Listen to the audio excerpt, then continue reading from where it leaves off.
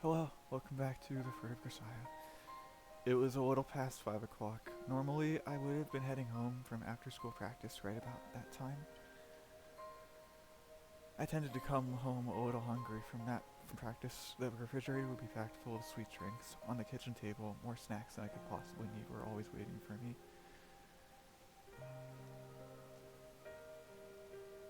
After a satisfying snack, I could head to the bathroom and take a long, luxurious soak in steaming hot water. Then cool down with a cup of cold milk, idly distorting my voice in the electric fan while my mother prepared dinner. Without even asking, my parents offered me more food than I could eat. I accepted it without a second thought, often without even a word of thanks. That stupid, ungrateful ignorance filled me with bitter shame.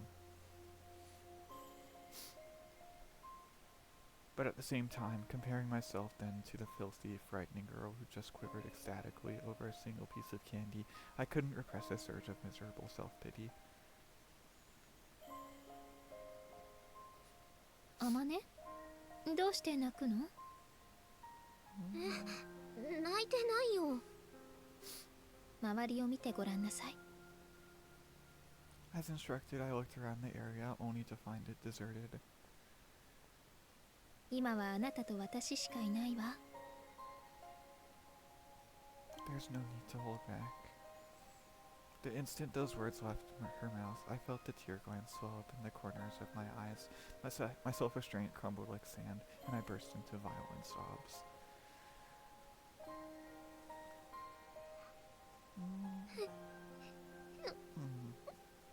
Aw. Crying wasn't going to fix anything.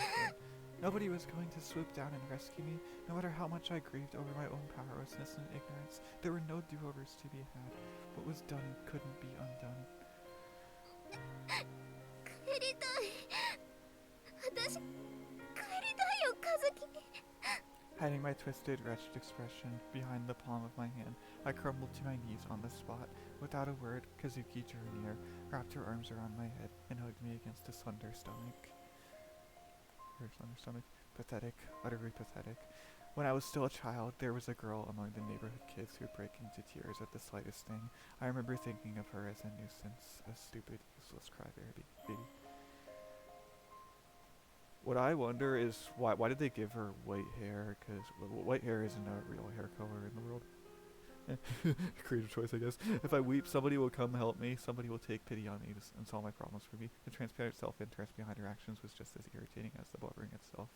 And now I'd become such a worthless, moaning crybaby, rubbing my runny nose against the belly of a girl considerably smaller than me, sobbing into her shirt. ごめんね。いいのよ。大丈夫。今すぐってわけにはいかないけれど。It's interesting that they chose white hair for her. 私があなたを家に返してあげる。約束するわ。As she spoke, Kazuki took one arm from around my head and began to softly stroke my hair. My family wasn't with me. There is no way such a pointless, clingy little breakdown could have been anything but irritating to anyone in this place. They were all suffering just the same. But even so, Kazuki didn't push me aside. She held me gently in her arms and accepted it all, offering me soothing, hopeful words. That kindness was painful in its own right, but at the same time, it felt like an irreplaceably precious gift. 和樹は辛くないの？帰りたくないの？ Turning my face up from Kazuki's belly, I met her gaze with watery eyes and mumbled a distinctly childish question. She gave a little laugh, her stomach shaking lightly against me, and answered, "Don't worry about me. I'm a genius." 帰りたいかと聞かれれば、それはもちろん帰りたいわ。私がいないうちに弟が両親にいじめられてやしないかと思うと気が気じゃないわ。Closing a single eye, Kazuki furrowed her brow and pursed her lips. こんなことになるのなら、小森さんが犬をそうしたように、私も弟をバッグに詰めて内緒で連れ込んでしまえばよかった。失敗したわね。No, I'm pretty sure that wouldn't have worked out too well for you. With one final loud sniffle, I found my sobs had given way to a small burst of laughter. 天才でももちろん天才だって失敗はするわ。失敗を失敗で終わらせない人を天才というのよ。そしてそれに一生気がつかない人を凡人と呼ぶの。天才も楽じゃないね。私の苦労を思いばかる余裕が出たのなら、そろそろ泣き止んでいただける？大の男を腹で泣かせることができれば女として一人前だとは言うけれど、あなたは女の子だしね。そろそろ鬱陶しいかも。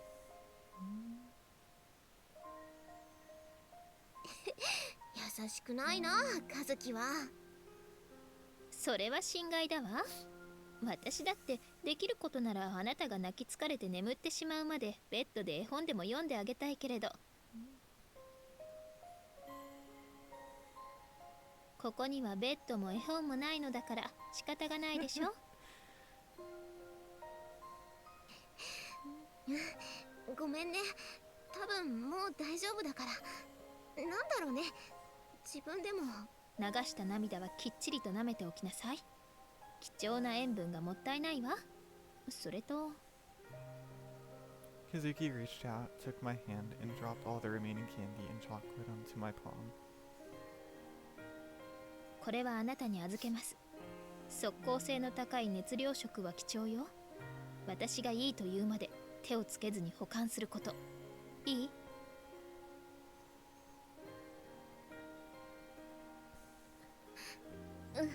分かった。If Kazuki was entrusting me with such important provisions, it was clear she genuinely trusted me. I absolutely couldn't betray that trust. Biting my lower lip at this heavy sense of responsibility, I stared intently at the chocolate in my hand. Watching my reaction, Kazuki sighed slowly through her nose. 生真面目なのはいいけれど、責任と責任感を履き違えないことね。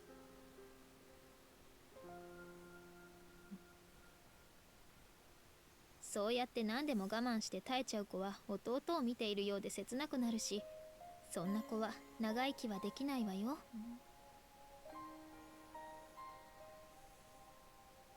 責任と責任感って何が違うの？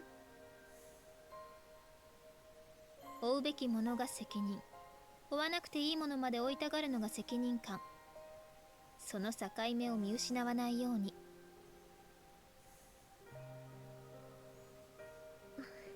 よくわからないけど、分かったふりだけしておくよ。I don't get it, but I don't need to get it either. If Kazuki says so, that's the way it is. I was aware I'd taken the easy path in letting someone else think for me, but honestly, I didn't really care anymore.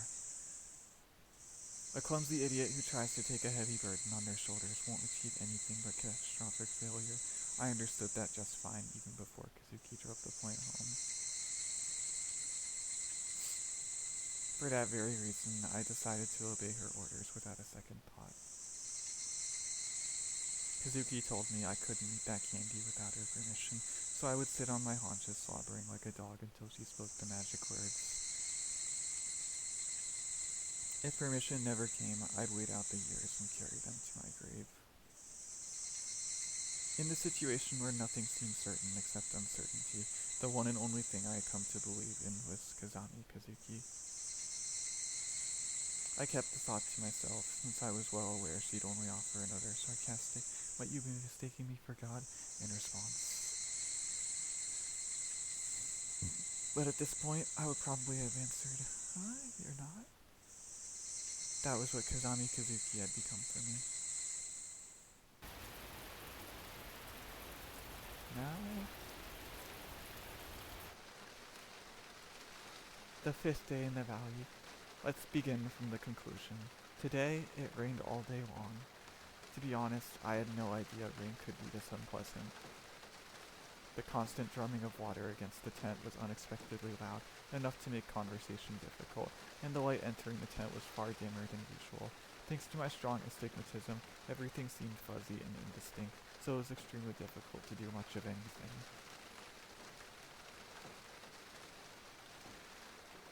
But the bigger problem was the rainwater that oozed up from the ground beneath us and the damp chill it brought. This morning, I woke to a real double whammy, the psychological jolt of emerging from a familiar nightmare, and the physical pain of a throbbing headache.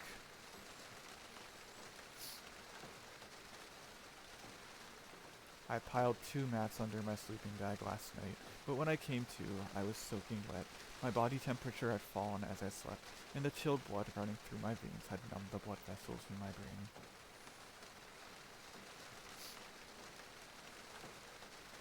Even after waking, my calorie-starved body struggled to warm itself. My teeth chattering uncontrollably in my mouth, I stared reproachfully up through the tent at the merciless sky.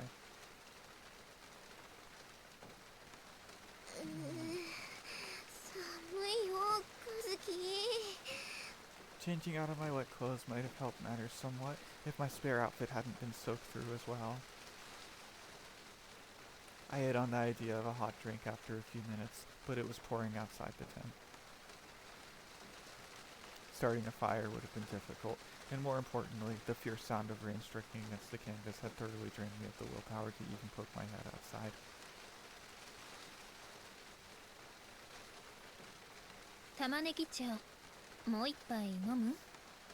Apparently unable to just sit back and watch, Kazuki had ventured out in the midst of the downpour for my sake, bringing back boiling water for our onion skin extract beverage.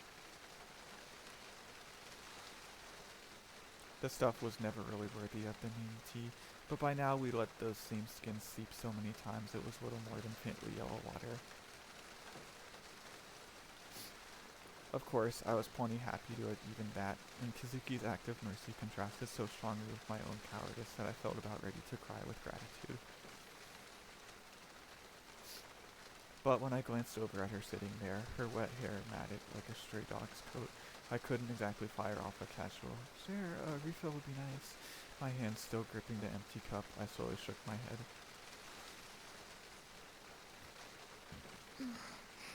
ひどい雨だな。明け方近くに大きな雷が何度も落ちたのに、あなた全然目を覚まさなかったわね。なんか大きな音がしてるなとは思ったけど。Even when the roar jolted me awake for a moment, my listlessness quickly overwhelmed me again. I simply didn't have the energy to wake up that early. Immediately after the fall, I'd been unable to sleep through the night.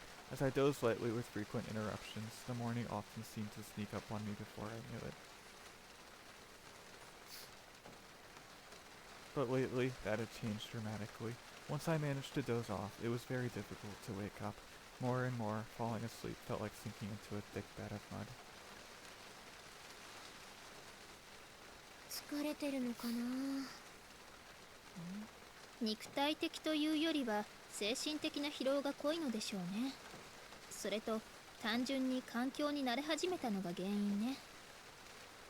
過酷な環境に慣れないうちは寝ている間に記憶の整理を行いながらも周囲の状況に警戒を怠らないから小さな物音でも目を覚ましてしまうのよ。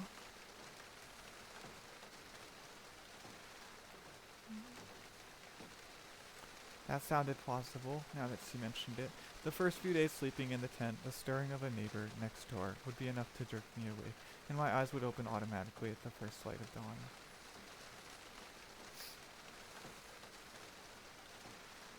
In that respect, Kazami Kazuki was an ideal tent mate. Once asleep, she'd lie so still in her bag I sometimes half worried she'd suddenly died in there. I never once heard her snore or grunt in her sleep. Lately, Kazuki had been sleeping on a very regular schedule. We'd start preparations for dinner at 6:30 p.m. and finish our meal by 7. Or what passed for a meal at this point, at least. By 8 o'clock, I had noticed her stifling small yawns, and around 9 o'clock she'd come out and declare herself sleepy. At 10 o'clock, she would crawl into our tent, cheerfully spread out her sleeping bag, take off her uniform, and leave it neatly folded at her bedside. In the instant her head hit the rucksack she used for a pillow, she'd exhale noisily just once and go silent. Within 10 seconds, I'd hear the soft, regular breathing that indicated she'd fallen asleep. Of course, I couldn't flip the switch to sleep mode quite so easily or on such a predictable schedule. My conversational partner lost. I had very little to do with myself late at night. So until I managed to fall asleep, I'd stave off boredom by staring at Kazuki's sleeping face. After a few minutes in dreamland, she'd occasionally make faces in her sleep, most often furrowing her brow in a caricature of troubled thought, sometimes smiling dopely at nothing in particular. ねえ、和樹って夢を見たりするの？そうね。看護師さんとかお花屋さんとかケーキ屋さんなんて素敵ね。そういう話じゃなくってさ。 And in the first place, what's with the half-made attempt at pretending you're some run-of-the-mill girl with cutesy little dreams? What? I think those are good dreams. Forget being a nurse, you'd be much better suited to the role of a black market surgeon with a tattered old doctor's robe. Florist, cupcake peddler, try con artist, maybe the founder of some sketchy cult. ああ、夢って睡眠時に見る方の話？それならもちろん見るわよ。どんな夢？今日見たのは学校に入りたての頃、学食のセルフサービスのシステムがよくわからなくて戸惑った時の夢を見たわ。基本的に過去に経験した記憶の再配置が多いかしら。空を飛んだりするような夢はあまり見ないわね。そうなんだ。私は最近高いところから落ちる夢をよく見るよ。 I've had dreams of this sort ever since I was a child. Most often, I'm falling from the top of a cliff. As the ground beneath my feet crumbles to nothing and I plunge downward, I stare in quiet composure at the earth far below. My thoughts are oddly calm. Guess I'm going to land right about there, and as long as I keep that detached perspective, I never seem to hit the ground. But eventually, it occurs to me that I'm dreaming. In the next moment, I slam into the earth and jerk away in my bed, my whole body rigid with shock. What might a dream like that signify? Kazuki's answer was brief. It means you're uneasy. Other than falling, my most common dream was probably of the running variety. This very morning, I had found myself fleeing some vaguely defined but menacing pursuers. A countless number of black shadows hot on my heels. I was pushing my way desperately forward through oily, thick air, dragging my strangely heavy legs along the ground. The illusion was unusually persistent. Even when I realized it was a dream, it kept its hold on me. Just as I began to beg myself to wake up, my eyes had slowly opened to the sensation of that throbbing headache.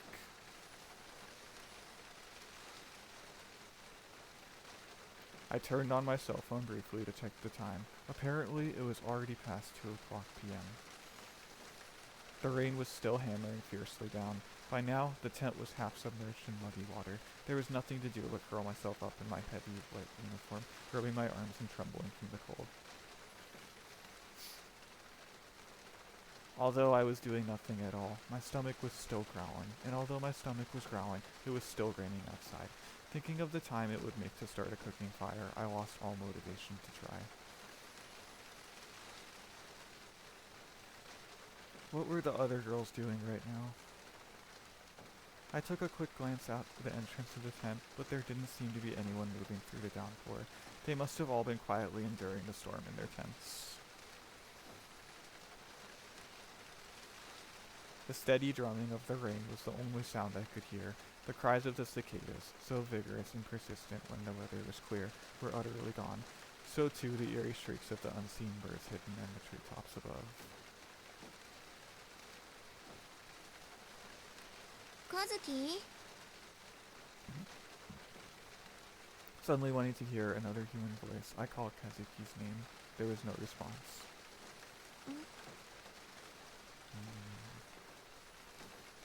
When I looked over, I found Kazuki sitting on her sleeping mat just as before, but at some point, her eyes had fallen closed.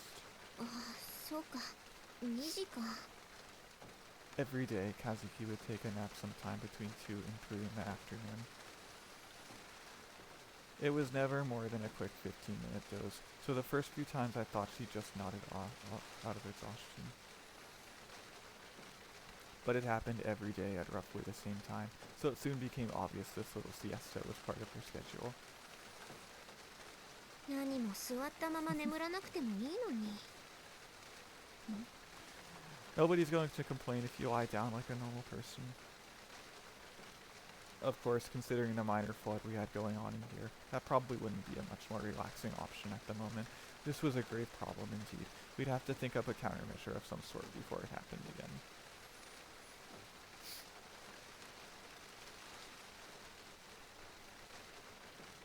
But the damp floor isn't the only inconvenience brought on by the rain. For one thing, writing in this diary isn't easy when the pages are wet. And unfortunately, I've been in the grips of a much more serious dilemma for a little while now. Probably thanks to that big mug of onion tea this morning, I'm currently enduring a desperate need for a visit to the bathroom.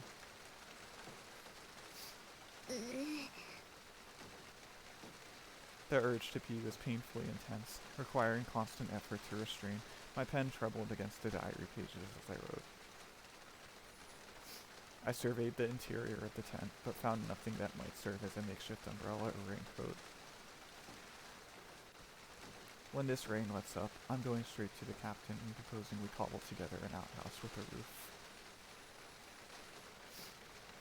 I'm making a special note of that here so it can't possibly slip my mind.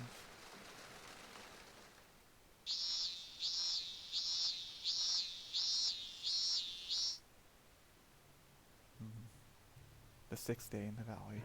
After a full day of unrelenting rain, we woke to a blessedly clear morning. Our life here has begun to assume something of a rhythm. Initially, our mornings were a bit chaotic, with people crawling out of their tents at random times, but recently, everyone's been waking up by 6 o'clock a.m. at the latest, although it would be more accurate to say they're being forcibly woken up. Naturally, the one beating the stragglers out of bed is none other than my partner, Kazami Kazuki. Of course, that doesn't mean she literally goes around thrashing them. That would be much too inefficient. The recipient of her violence is the bottom of an anodized aluminum cooking pot. 15 minutes before the 6 o'clock a.m. wake-up call, Kazuki dangled the pot in question from a tree branch and began to wail away on the metal surface with a wooden sword she's nicknamed the punishment rod, producing a piercing series of clangs. 総員起こし15分前 Then shouted a wake-up call in full military style. What's the deal with that punishment rod anyway? Sadly, it's nothing more than a crude wooden sword we'd use to split watermelons as part of our recreational activities at the camp, and when someone as tiny as Kazuki brandishes it around, it looks like a weapon and more like a prop for some corny slapstick routine.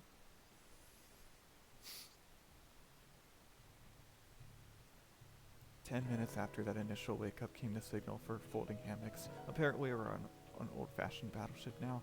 After 5 minutes to roll up our sleeping bag and mat, the pot received another vigorous thrashing for the 6 a.m. muster. All hands lined up in front of the tents for roll call.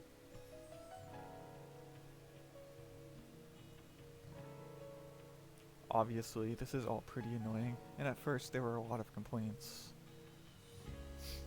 But when forcefully informed that fixing a regular schedule of activity in order to reset your body's internal clock is a fundamental basis of a sound health maintenance plan, nobody had enough of a counter-argument to voice open objections.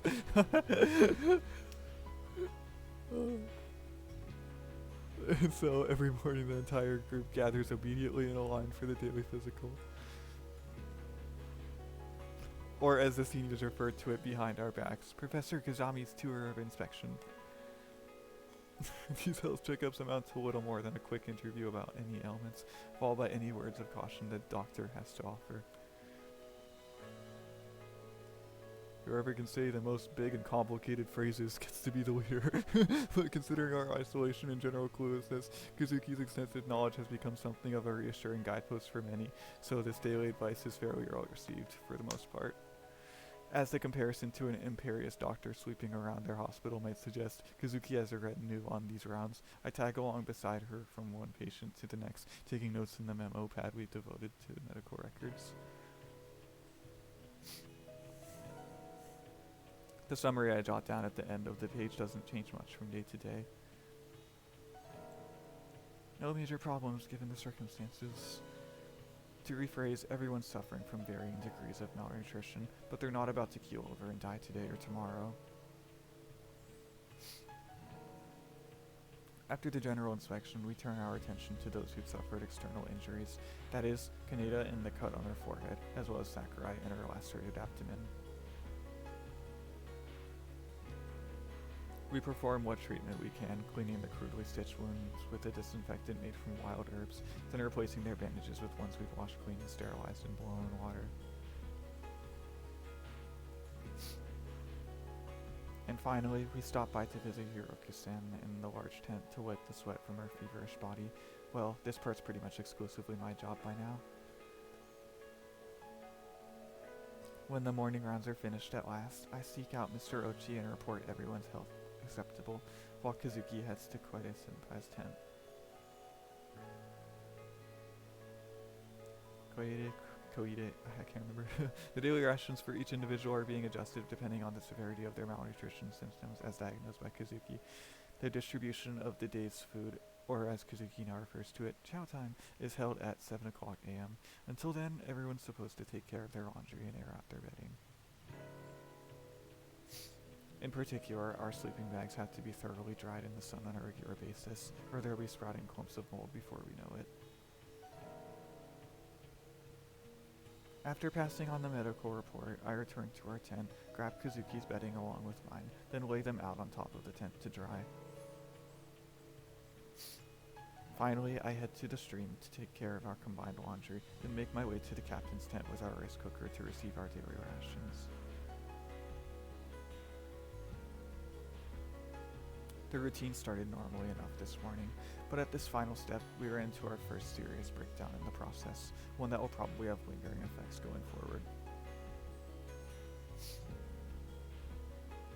I arrived slightly early at the captain's tent, where she manages our entire food supply in cooperation with Mr. Uchi and her partner. Koide was waiting inside as usual, but today her face was ghastly pale. どうしよう。何かあったんですか？一本足りないの。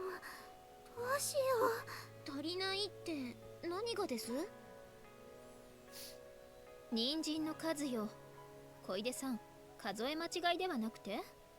もう一度数え直してみては？人参？ As they explained the situation to me, there had been a total of 11 carrots carefully stocked away. On Captain Sakashita's orders, when that number fell to 10, they were planning to halt distribution and hold the rest in reserve. But when Koide-san counted this morning, the 11th carrot they'd been intending to divide and hand out to the group was missing. じゃあ、今日から人参は配給されないってこと？それはさして重要ではないのよ。問題はいつの間にか一本消えていたという事実ね。消えた？人参に足があるわけでもないし、一人でに消えることはないわ。ということは可能性は2つ。単純に数え間違えていたか、もしくは誰かが食べちゃったか。私じゃないよ。私食べてない。本当だよ。私人参なんて嫌いだし。疑ってはいませんから安心してください。ただそうなるともっと厄介な問題が浮上してくるのよね。どういうこと？つまり誰かが盗んだという問題です。盗まれた？そう、厄介なのはその点です。こんな閉鎖空間で犯人探しでも始めようものなら誰もが疑心に暗鬼を生みます。正直、現状では結束や信頼が失われるのが最大のデメリットです。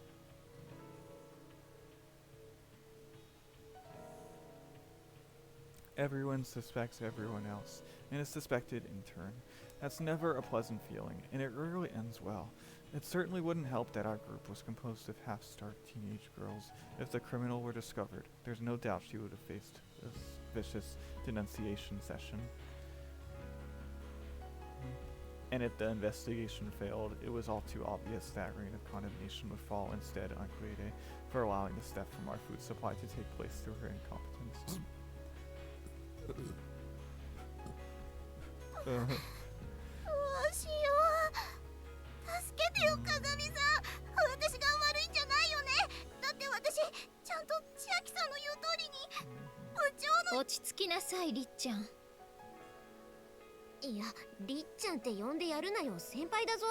あんた幼馴染か。いいですか、小出さん。幸いなことに人参紛失の事実を知っているのはここにいる人間と犯人だけです。つまり黙っていればバレないのではなくて、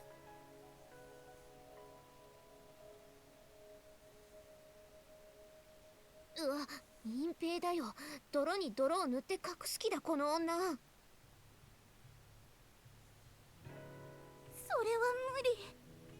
人参の残りの本数は部長も先生も知ってるし、黙っていてもいつかバレちゃう。It wasn't a proportionally large theft, but carrots are easy enough to count. Its disappearance would be all too obvious. この場合解決法というか打開策は2つあります。面白い方法とつまらない方法があるけれど、どっちが聞きたい？面白い方。いや、両方聞かせろよ。それじゃあまずは面白い方だけど、これは簡単。もうね、いっそのことここにある人参全部持って逃げる。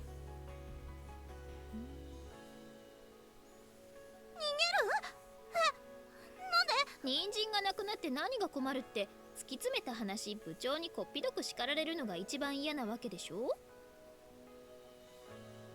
だったら人参を全部持って山に逃げ込んで、そのまま脱出を試みてはどうかしら。うまいこと脱出して救助を呼ぶことができれば、たかが人参を持ち逃げしたことなんてもう誰も責めないだろうし、むしろ救世主として末代までの語り草になるわよ。それがあんたの言う面白い方法？面白いわよね。いや、全然。あれ？あれじゃねえよ。真面目に考えてよ。私このままじゃ千秋さんに怒られる。ちなみにつまらない方法ってのは？ああ、それはもう本当につまらないわよ。ただの因数合わせね。何それ？要は人参の本数が合っていれば何も問題はないのでしょう。 With those words, Kazuki picked up a kitchen knife and casually lopped off the tip of the nearest carrot. With quick, firm strokes, she sliced the carrot into pieces, then started right in on the next one. ちょっと貴重な食べ物をおもちゃにしないで。まあいいから落ち着いてよく見なさい。どう？ほら。When I looked down at the cutting board, the missing vegetable had somehow reappeared. I counted the sliced carrots again, slowly and carefully. There were 11 in total. 何これ？11本。あれ？嘘、本当に11本ある。不思議、どうやったの？結構有名なパズルなんだけれど、知らない？ある物体を切り分けて並べ替えると全体の面積が増えたり、逆にピースを追加しても面積は変化しないといったよくあるパラドックスパズルよ。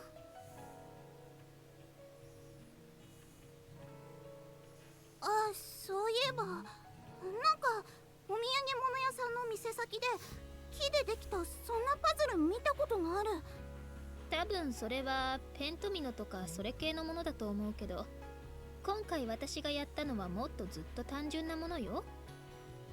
一部が欠けているのが一目でわかるしね。人参の本数がもっと多ければそれに比例して欠損部が小さくなるからバレにくいんだけど。気持ち悪い。魔女だ。あんた魔女だよ。恐ろしい。失礼な。あんまり生意気なことを言うとネズミに変えるわよ。私魔女でもいい。鏡さんありがとう。この恩は必ず返すから。いいのよりっちゃん、気にしないで。だからりっちゃん呼ぶなって。先輩だっつってんだろ。Was Cletus Senpai aware exactly who she just put herself in debt to? Even so, Kazuki said not to worry about it, so maybe a trick like that doesn't even register as a favor for her. Personally though, I thought her smile at that moment was saying, I don't expect you to be much use to me anyway, and it sent a bit of a chill down my spine. Either way, I sure as heck didn't have the courage to ask Kazuki for clarification.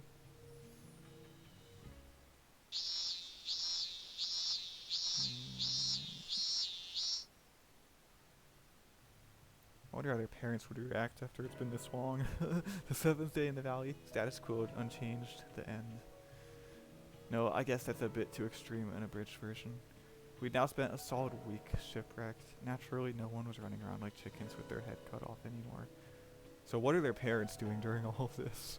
Our lives had taken on the repetitive quality of a long-running television, so that's decayed into a pale imitation of its former self, the kind you keep watching every week out of sheer inertia. Although we were thoroughly sick of eating, or even looking at the vile plant soup that had become our primary sustenance, its proportion of our diet was only rising. The amount of rice distributed to us was decreasing steadily with each passing day. And even the edible grasses that had seemed so infinitely abundant at first were vanishing with alarming swiftness from the picked over areas near the entrance to the forest.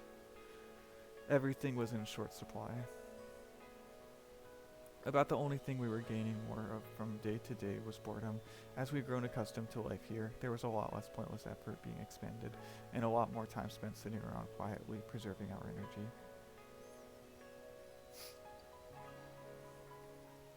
Other than that, I suppose we at least had an effectively limitless supply of water from the spring, but since we were all using it heavily, the water needed to be boiled before we could drink.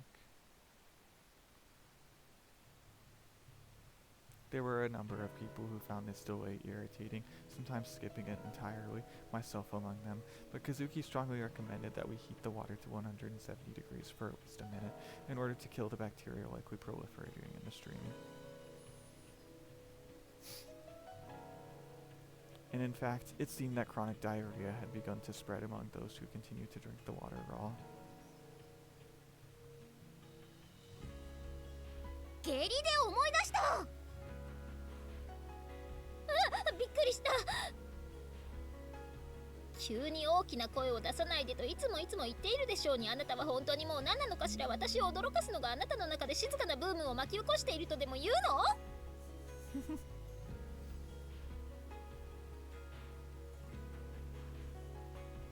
あ、ごめん。とりあえず息継ぎをしよう。死んじゃうよ。次やったらお尻をぶつわよ。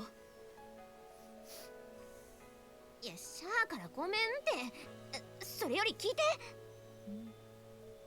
何なの？トイレを作ろうよ。は？なぜ病原菌の発生源をわざわざ。あ、いや、そうか。今のうちにガソリンを。なるほど。カズキ？ When I tentatively called her name, Kazuki instantly thrust up her right index finger. This was her signal to wait 10 seconds.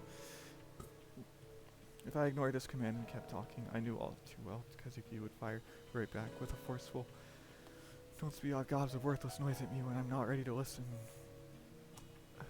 Then glare at me with her deep dark eyes full of cold scorn, muttering, almost like a television in human form, in the disgusted tone of someone pulled out of bed by a telemarketer. I quickly learned to respect the signal.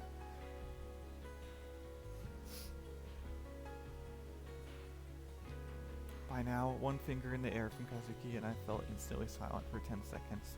You could practically see my tail drooping between my legs like a dog given a firm command to wait. Honestly, I felt a little perverse admiration at how well she trained me.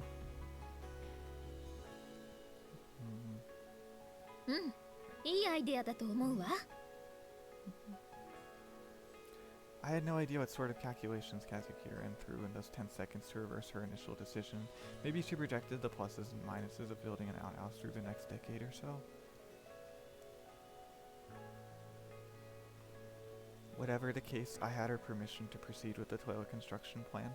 With that settled, I headed off to ask Captain Sakashi's opinion on the matter, admittedly for the sake of form more than anything else. 風見さんは何て言っているの？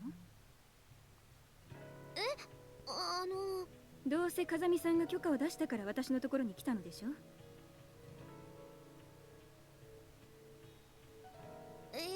まあ。だったら勝手にすれば？そうやっていちいち私に責任を押し付けないと気が済まないの？別にそういうわけじゃ。Every student club in our school had its factional disputes. In particular, the sports teams were notorious for their bitter infighting. You could fill a book with the petty spats that are reached every year.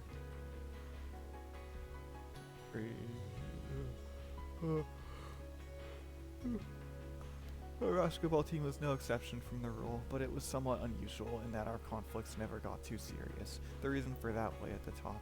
Captain Sakashi's charismatic presence would be a nice way to spin it, but to make a long story short, everyone was too afraid of her powerful family to risk making an enemy out of her. But out here, her parents' influence was no longer a prop to her authority, and as our focus narrowed to the problems immediately before us, some potential future reprisal was the last thing on anyone's mind. In other words, the captain's position was growing uncertain.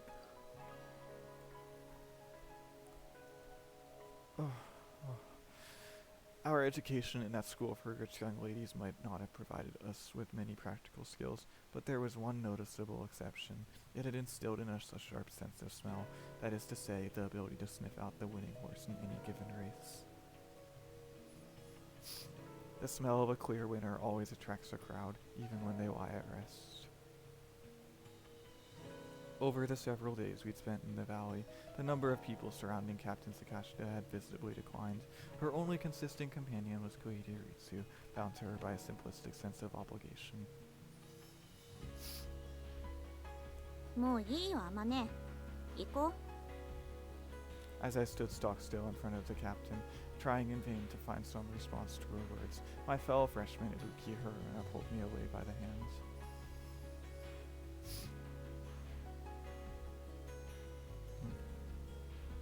Ibuki Haruna, the only child of the president of a corporation headquartered in Kasukabe that imported and sold luxury foreign cars.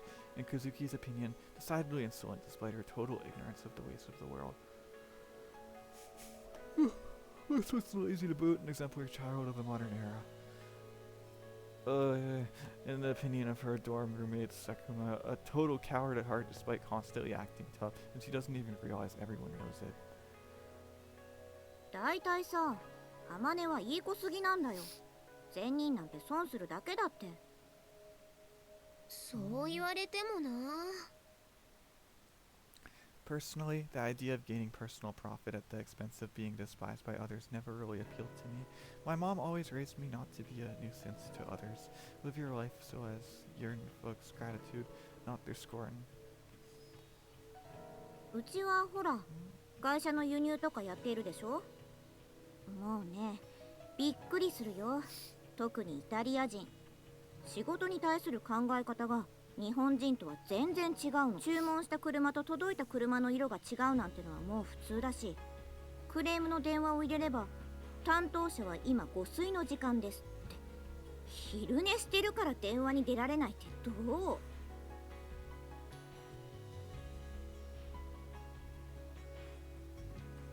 時間をずらして何度も電話してやっと担当者が捕まったかと思えば、こちらはちゃんと注文通りの色の車を送ったって何の臆面もなく言うのよ。そんなはずはない。実際に届いたのは違う色の車だって言えば、じゃあ輸送中に誰かが色を塗り替えたんだ、とにかくうちのミスじゃないって、そんなバカな話ってある？それで結局泣き寝入りしてしまうのが善人なのよ。結局のところ善人なんてのは弱者を耳障りよくしただけのことよ。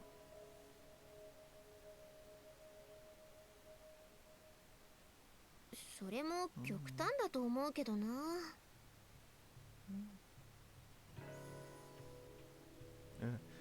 Nice person equals weakling. Trapped in the bottom of a gloomy ravine, we were all struggling to stay alive from day to day. Act like a soft-hearted good girl in such a harsh situation, and you'd only be taken advantage of. It was an extreme argument, even an amoral one, but I couldn't deny there was a kernel of truth buried underneath the bitterness.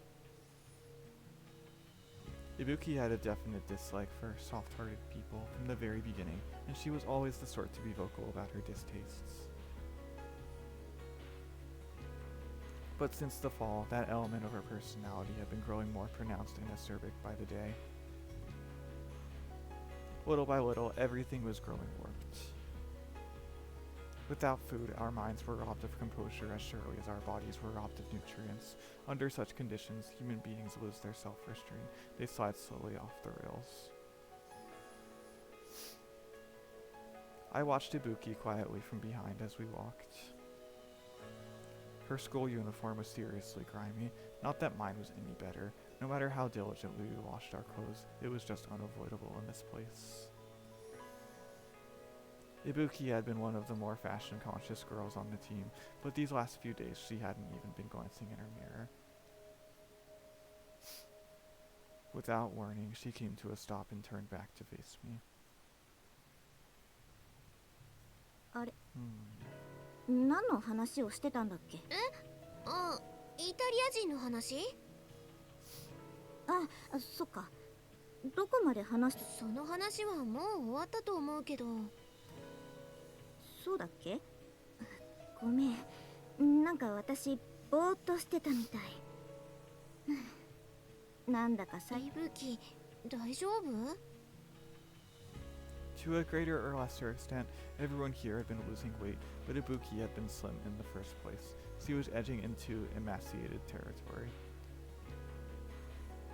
Her arms were as thin as branches on a withered tree where they emerged from her sleeves. イブキ、また痩せた？ああ、うん。かもね。She laughed it off, getting thinner and thinner even though I'm doing nothing at all. What was the point of all the hard work I put into those diets? But I found it impossible to crack a smile in return.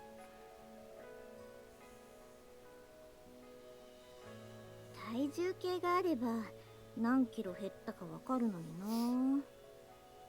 ちゃんと食べた方がいいよ。食べるって何を？それは。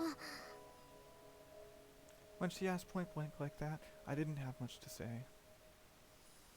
We both knew perfectly well there was nothing left to fill her stomach.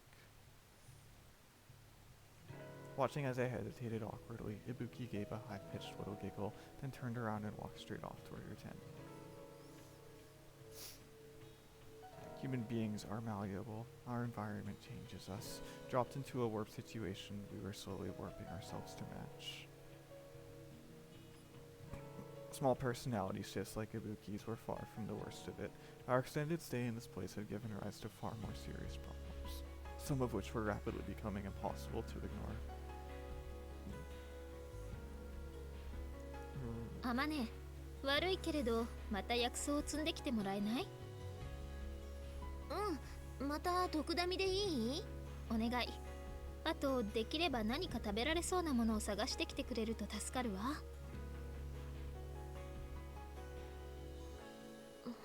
探探しては見るけど。分かってる。見つけるまで帰ってくるなとは言わないわ。薬草を積むついでに探すだけでいいから。後で大テントに届けてちょうだい。わかった。The large tent, in other words, our little camp, sad excuse for a hospital.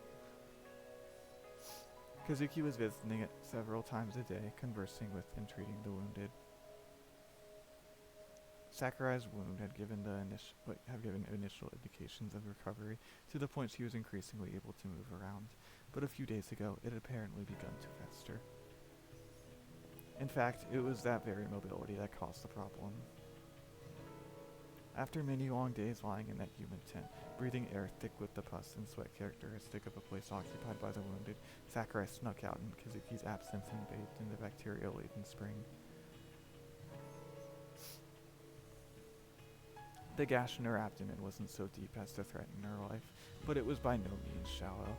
Thanks to her malnutrition, the laceration simply hadn't closed completely, and so, it seems, the bacteria invaded her body, infecting the wound. Fortunately, chameleon plants were one thing we had an abundance of. No matter how many I picked, they seemed to grow right back. As the plants like to grow in marshy, damp spots, all I had to do was look for places sheltered from the sun. Especially after a rainy day like yesterday, there would be large quantities waiting. The rain brought a number of other blessings, apart from the chameleon plants. In particular, a large number of snails had appeared in the forest. Mushrooms had also sprouted up, but I wasn't about to thoughtlessly start grabbing at them. Kazuki had severely beaten it into my head that a moment's overconfidence or trivial act of carelessness could prove fatal. Opening the lid of our rice cooker, I began picking a moderate number of chameleon leaves, careful not to take too many from any one plant. While I was at it, I grabbed a few snails as they crawled slowly across nearby tree branches.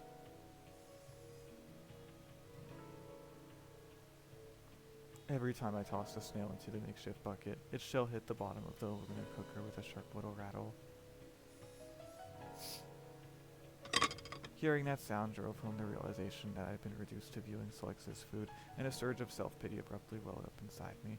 Feeling the corners of my eyes grow hot, I sniffled in a futile attempt to hoard my misery inside. Hold my misery inside. Crying wasn't going to help anything, I knew that all too well, but the tears still came. Don't think too much. As long as I stay alive, I'll be rescued. As long as I don't give up, I'll get home. Empty words, but I forced myself to believe them. It was the only thing that kept my hands moving. It was the only way I could see going on as anything but ridiculous. I had plucked a few dozen leaves from chameleon plants and captured 2 snails when an unpleasant surprise pulled me back to reality.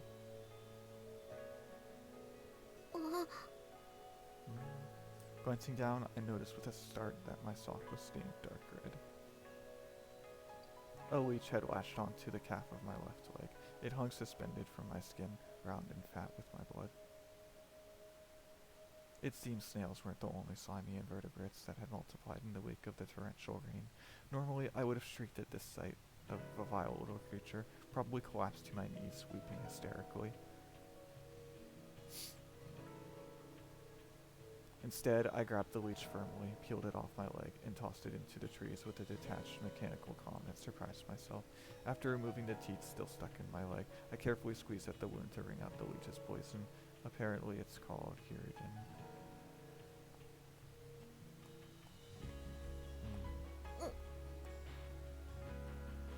But now that I looked, there was a numb, bleeding bite on my right leg as well. The leech had apparently already drank its fill, as it was nowhere to be found.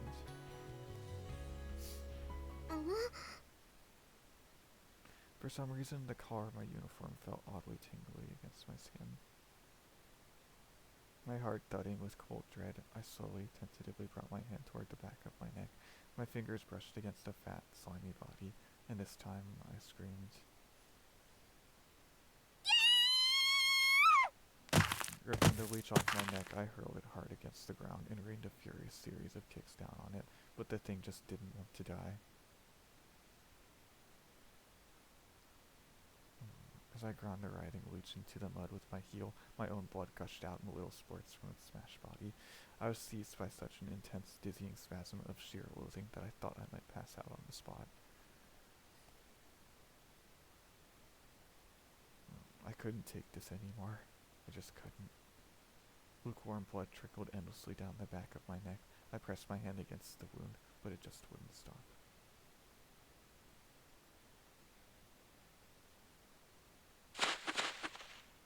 The strip was over. Just as I decided to head back, I casually glanced up at the sound of a slight rustling from above. In the next instant, a number of injuries? Leeches came raining down from the overlapping tree branches overhead, aiming for me. Oh, jeez. Clutching the mess kit tightly to my chest, I ran stumbling out of the forest as fast as my legs would carry me. Listen very carefully, city dwellers. I'm willing to bet some of y'all have been known to say things like, I love nature, being out in the green heals my soul, or whatever. Yes, well, if you ever find yourself in need of a broken nose, try repeating it when I'm in the room.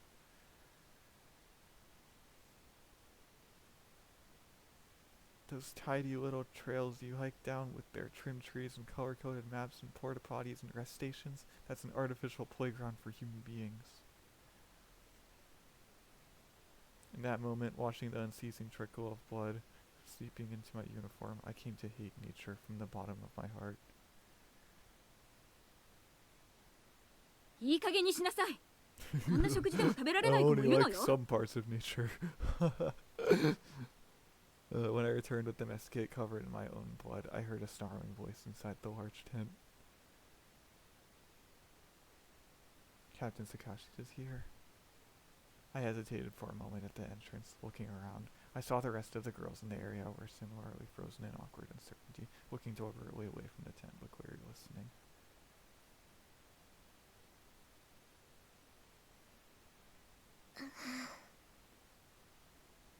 I couldn't just do nothing. Maybe just nonchalantly popping in there would drain some of the tension from the air.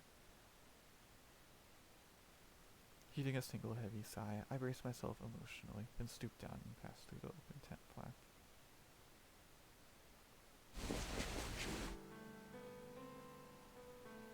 We might have called it the large tent, but it wasn't exactly spacious as hospitals go. When I crawled inside, the scent of closely packed sedentary bodies was as thick as always. And today, the droning of flies filled the air. This was a more recent development. Apparently, the smell of blood and puss had grown strong enough to prove an irresistible attraction. No matter how many flies we drove off or swatted, there were always more to take their place.